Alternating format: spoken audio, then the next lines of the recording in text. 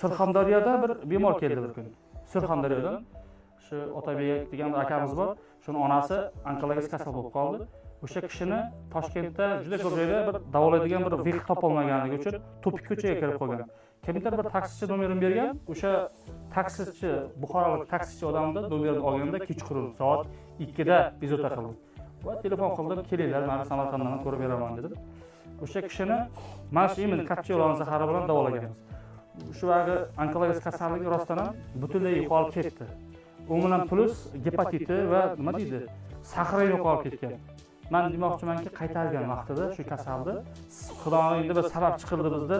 Shu orqali biz nima deydi, ilon zaharini onkologik kasallarga ishlatishda ham juda ko'p foydali deb o'ylaymiz. Nimaga deysiz? Chunki bu zahar toksinlar bloklaydi. Opxildi, ya'ni o'simliklarni onkologiyani gen sintezini buzadigan